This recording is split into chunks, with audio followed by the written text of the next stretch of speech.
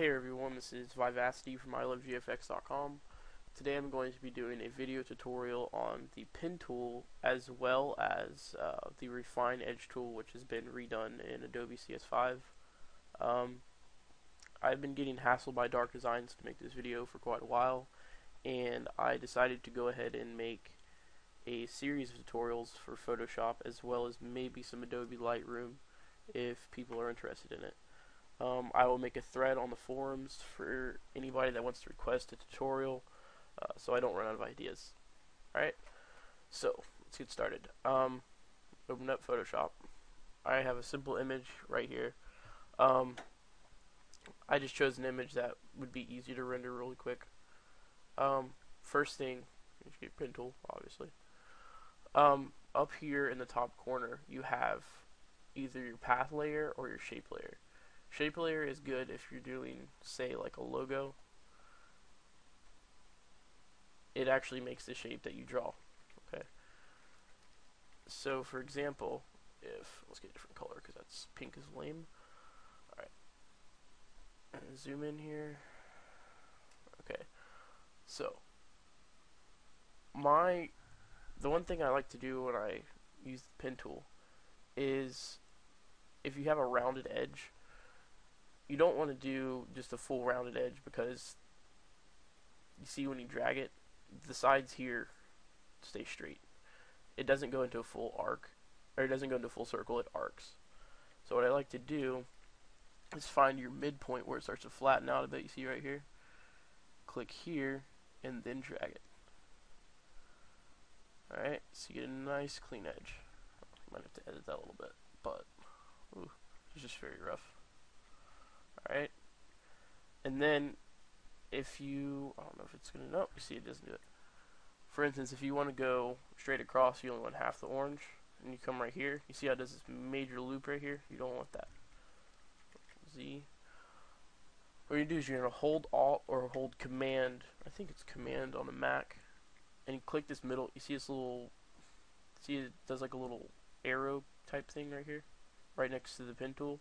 You're going to click the midpoint, and what that's going to do is it's going to get rid of this bottom moving handle, and that's going to make it a straight line back across. See? So now you have a straight line. A lot of people get confused with this, and they try to pull the handles as, sorry. Let's do this one more time. Alright. They try to take the handle and do all weird kind of things so it does a straight line and then it's all weird looking, and it doesn't work. So just remember to use Alt and use this little center click, and that'll give you a nice straight. It corners the edge off instead of rounds it. So that comes in really handy. So I'm just gonna come back here and finish rendering this up.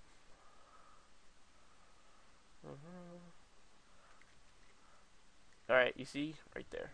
Let me go forward so you can see this. See how I tried to get back on this line? Well, I forgot to close this point off. So it geeked out on me. Alright, so back it up. And there you go. Now it's a nice clean line. Alright, the reason I don't like to render with the shape layer is because it gets in the way. But a little trick I learned is, can't remember what to do.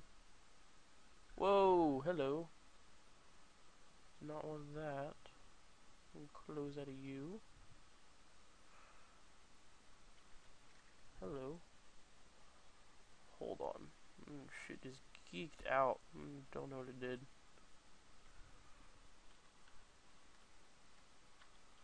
Huh, that used to work. No. Alright, I don't know why it's working. Oh shit. That's for the next tutorial, by the way.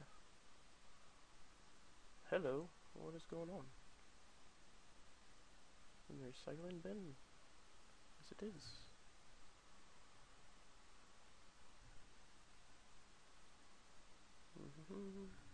Sorry about this, guys. Technical difficulties.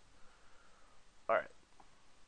I was going to show you guys how to adjust the opacity of the shape layer, but I guess they changed it in CS5. I didn't know that. You used to be able to use the F keys to change the opacity. F10 was 100%, F1 was 10%, but they changed that. So, scrub that. Alright, now I'm going to show you guys the path tool. Path tool, you click on this little button right here. It's not the square, but it's the little path. Path tool. Alright, path tool I use a lot it's the only thing I use when I render. It lets you see the edges really nicely. Alright, so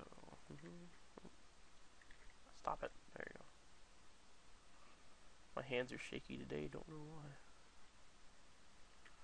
I'm just gonna do a really rough render. Whoa.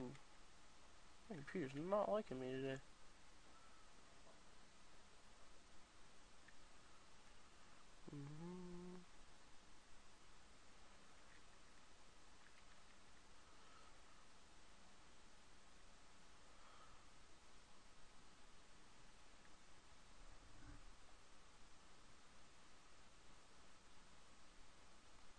Okay.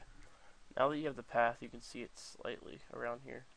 Alright, what you're going to do is you're going to right click on your path and go to make selection. You can either, a couple things you can do. If you want to just stroke your path tool, or your pen tool path, you can stroke the path with whatever tool you want. And you see it does a nice little stroke. Not useful for a lot of things, but it can be if you're doing touch-ups and whatnot. You can also select this. Feather it, no. Okay. What I like to do when I render is to actually pen tool the subject out and then go to select inverse, and it's going to select everything around it instead and just delete. Oh, not content aware. I don't want that. If you guys get the content aware pop up, it's because your layer is locked in. Alright, delete. And there you go. Control D or select, deselect, and here you have a nice rendered picture. I would then go back and touch up some little areas.